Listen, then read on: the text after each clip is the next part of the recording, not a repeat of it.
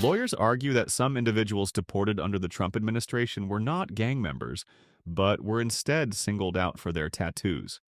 In a series of sworn statements, attorneys, family members, and a former Department of Homeland Security official have criticized the recent deportation of Venezuelan migrants who were sent to a notorious prison in El Salvador.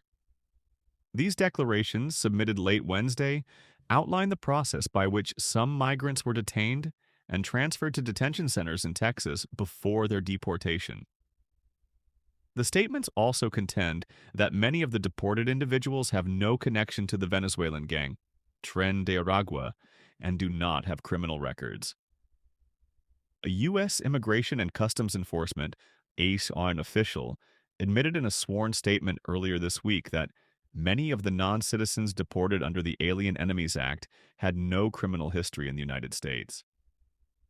When asked by ABC News how authorities determine gang affiliation among migrants, White House Press Secretary Caroline Leavitt declined to provide specifics, stating that the Trump administration would not disclose operational details about a counterterrorism operation. Michelle Sarabia Gonzalez, whose brother Agnello Jose Sarabia is believed to be in El Salvador, provided a sworn statement describing how ICE detained her brother during a routine check-in 2 months ago, which was part of his asylum process. The officers asked me whether my brother was in a gang and questioned him about a visible tattoo on his hand, Gonzalez said. It's a rose with money as petals, but it has no connection to Tren de Aragua. Several declarations from attorneys describe how some migrants were placed on a deportation flight, but later removed after a temporary restraining order was issued. Attorney Stephanie Quintero recounted an ICE agent telling her client, "You all do not know how lucky you are. You all hit the lottery because you are not getting deported today." Those individuals were then returned to the El Valle Detention Center. Quintero and other attorneys also described the conditions under which migrants were transported for deportation. Detainees were shackled from wrists to ankles with chains running up their backs, severely restricting movement. One detainee, Quintero noted, nearly passed out on the bus due to heat exhaustion and dehydration, suffering severe nosebleeds.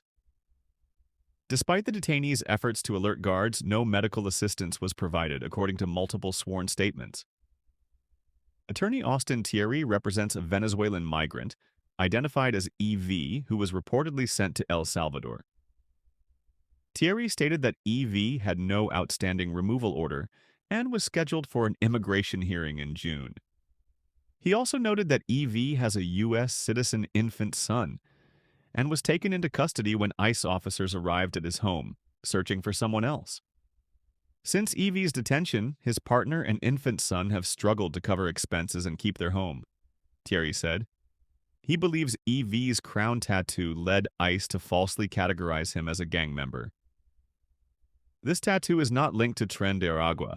It's a tribute to his grandmother, with the date of her passing inscribed at the base of the crown. Another attorney, Lynette Tobin, represents Jeris Reyes Barrios, a Venezuelan soccer player who opposed the Maduro regime and was detained and tortured following a protest. Tobin said her client was wrongly accused of having a gang-affiliated tattoo.